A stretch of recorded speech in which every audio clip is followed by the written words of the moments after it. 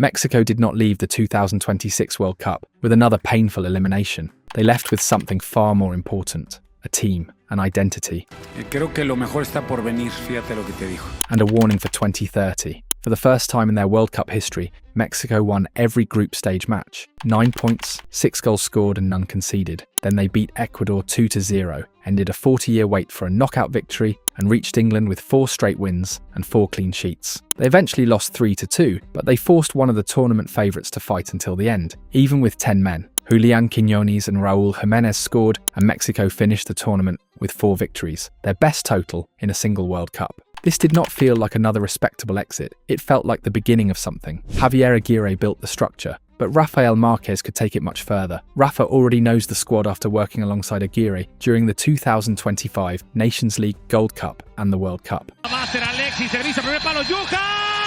He knows the dressing room, the young players, and the pressure that comes with representing Mexico. Now he has the job until 2030. As a player, Marquez won the 1999 Confederations Cup, lifted 2 Gold Cups, and played in 5 World Cups. But his most important quality for this project may be his ability to develop young players. At Barça Athletic, he managed 82 matches, won 40, and reached 2 promotion campaigns. Marc Casado, Marc Bernal, Gerard Martin, Hector Fort and Pau Victor all worked under him before moving closer to first-team football. Rafa's best work has come with young, talented players who need trust, structure, and clear instructions. That is exactly what Mexico have. And the possible arrival of Juan Manuel Lillo would make the project even more exciting. Lillo worked alongside Pep Guardiola and understands positional play, pressing and collective control. That partnership could be an absolute madness. Don't believe me? Take a look at this. The face of the project is Gilberto Mora. At 17 years and 259 days, Mora became the second youngest player ever to start a World Cup knockout match, behind only Pelé. But his age is not the most impressive part. Mora receives on the half-turn, scans before the ball arrives, breaks lines and makes decisions faster than players with far more experience. Against England, on the biggest night of his career, he started again, no fear. And the scariest part is that he is only getting started. Then there is Obed Vargas. At 20, he left Seattle and signed with Atletico Madrid until 2030. The club considered sending him on loan, but his performances changed the conversation, and supporters began to recognise him. Obed recovers the ball, carries it through pressure, and covers massive areas. Mexico have spent years searching for a midfielder who can defend, progress possession, and arrive further forward. He could become that player. Eric Lira offers something different: balance. He protected the centre-backs throughout the World Cup and gave the attacking players freedom. Against England, he faced one of the strongest midfields in the tournament and did not look out of place. Every top team needs someone who makes everything else work. Lira can be that player. Alvaro Fidalgo brings calmness, technique and control. His brilliant goal against Czechia showed his quality, but his main value is his ability to manage the rhythm. Around Mora and Obed, he could become the experienced brain that keeps the midfield organised. But Mexico also need goals. That is where Armando Gonzalez comes in. La Hormiga scored 12 goals in the 2025 Apertura and another 12 in the 2026 Clausura. 24 in 1 year, a record for a Chivas player under 23. He does not need many chances. He finds space, attacks the box and finishes. By 2030, he will be 27 years old. Not a prospect. A fully developed number 9 entering his prime. He will not be alone. Julián Quiñones scored 4 goals at the 2026 World Cup, matching Luis Hernandez's Mexican record for a single tournament, and added an assist. Alongside Raúl Jiménez, he helped produce 7 goals. Quiñones can run the channels, press, create, play wide or attack through the middle. He has become a complete forward and could arrive in 2030 as one of the team's leaders. Roberto Alvarado could be just as important. Piojo arrived at the World Cup with people questioning his place. He answered with 3 assists, a Mexican record for 1 edition. At left back, Mateo Chavez represents another step forward. He scored against Czechia, becoming one of the youngest Mexican goal scorers in World Cup history. With AZ, he is learning when to overlap, move inside and support the press. By 2030, Mexico could have a proper modern fullback, and behind them is Tala Rangel. He began his first World Cup with 4 straight clean sheets and went 348 minutes without conceding, a Mexican record. Before England, he was also among the leaders for successful long passes and goals prevented. That will be vital if Marquez wants Mexico to defend higher and press more aggressively. But let's not get carried away. Mexico are not automatic favourites to win the 2030 World Cup. The young players need regular minutes. More of them need to move to Europe. They still need to improve physically, tactically and mentally. Most importantly, 2026 cannot become another lovely memory. It has to become the starting point. But for the first time in years, Mexico have proper reasons to believe.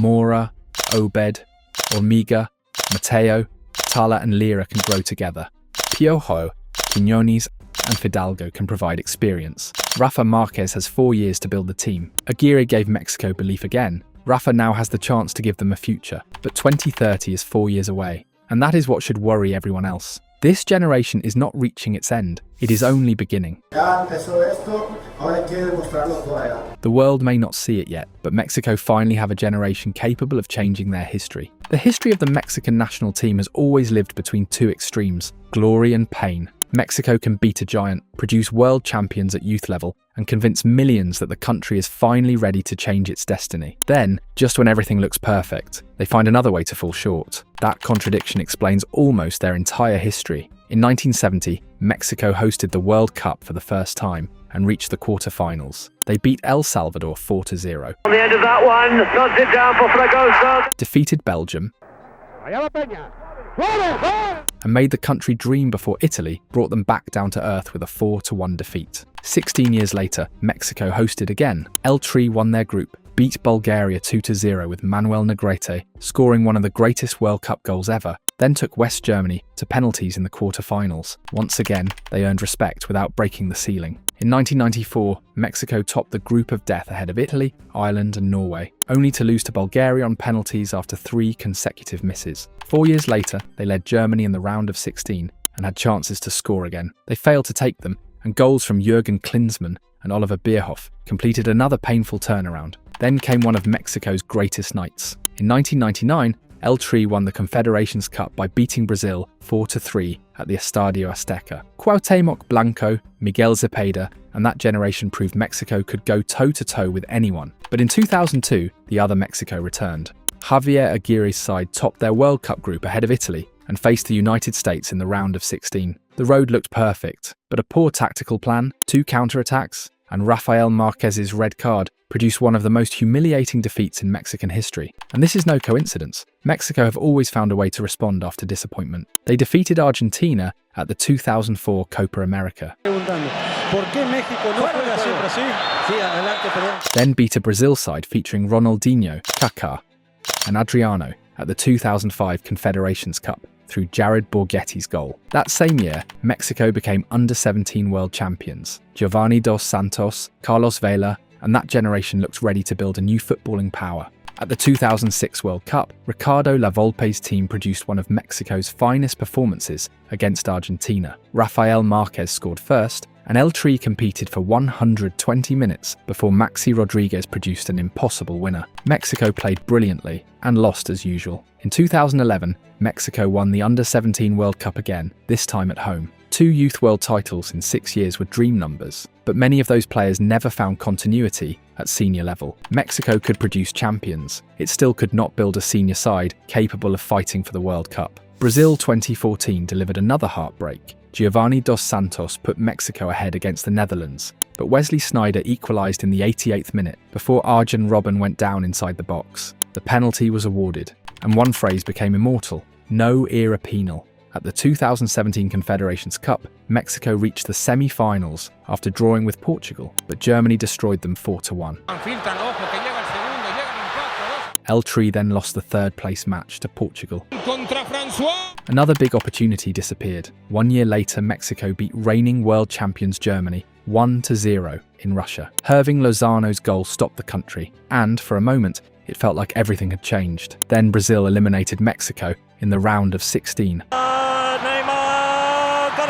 Again, Qatar 2022 was even worse. For the first time since 1978, Mexico failed to escape the group stage. That disaster began one of the most chaotic periods in the team's recent history. Diego Coca lasted only a few months. Jaime Lozano won the 2023 Gold Cup, but never created a stable identity, and was removed after the 2024 Copa America failure. México está fuera y de esta forma se escribe otro rotundo fracaso, porque los federativos de la Federación Mexicana de Fútbol dijeron que en este torneo mínimo semifinales. The process was an absolute mess. When Javier Aguirre returned, there was more uncertainty than hope.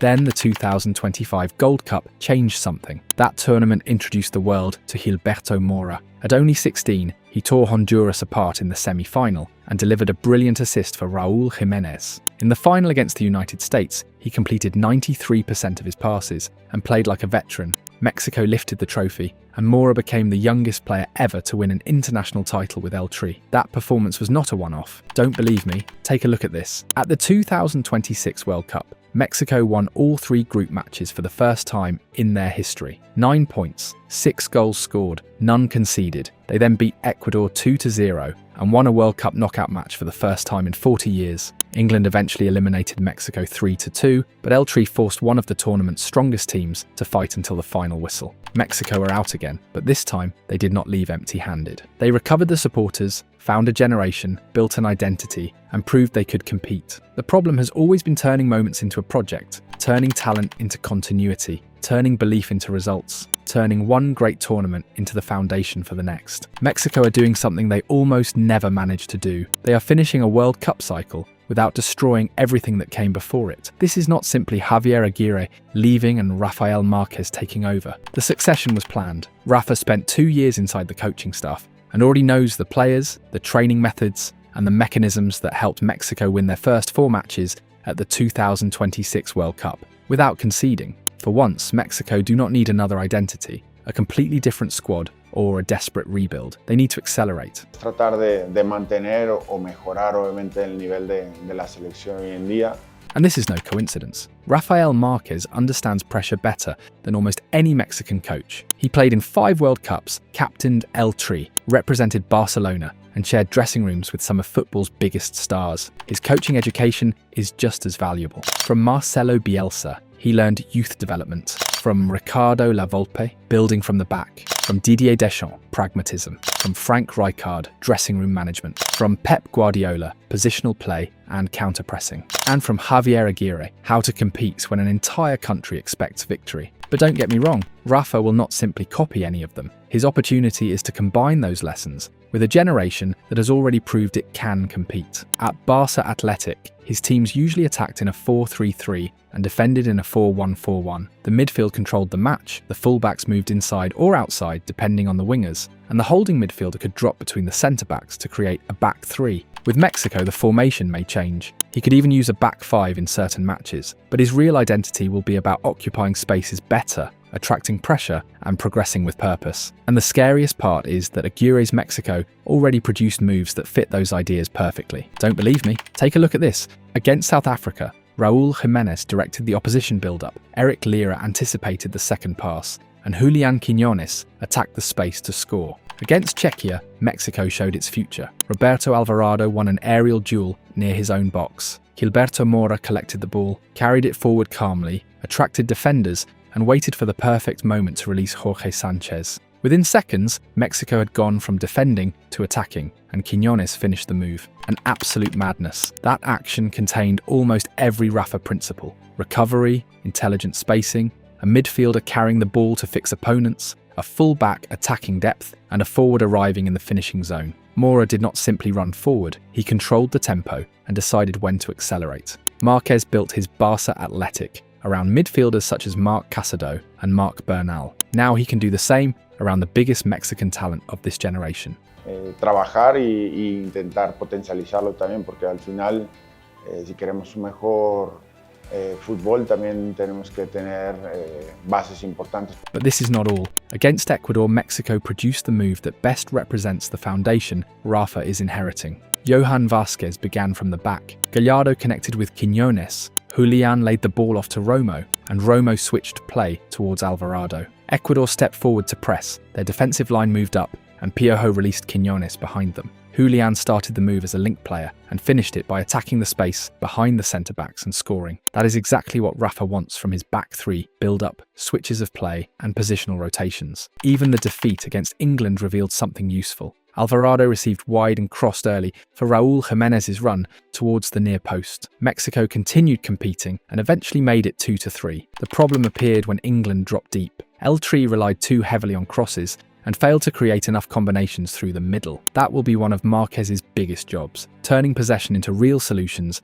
against low blocks. And he already has the players to do it. Tala Rangel can begin attacks with his long passing. Johan Vázquez and Cesar Montes know how to defend major matches. Rodrigo Huescas and Mateo Chavez provide width and energy. Eric Lira can protect the structure. Obed Vargas brings ball winning, carrying ability, and European development. Gilberto Mora can become the brain. Armando Gonzalez offers the goals Mexico need. And Quiñones has already shown how dangerous he is when space opens. That changes everything. Mexico are not a world power yet, but for the first time in years, they are not starting from the ruins. They have a structure, they have a generation, and they have a manager who understands both. Now Rafa must teach them how to control matches, break down deep defences, and turn promising moments into something lasting. He does not need to create Mexico again, he needs to finish the Mexico that has already started to appear. By 2030, Mora will be more mature, Obed will have more European experience, Mateo and Huescas will be more complete, La Hormiga could arrive as a fully developed number 9, and Quiñones will bring leadership. And although the world may not see it yet, Mexico are building something massive for 2030, not only with hope,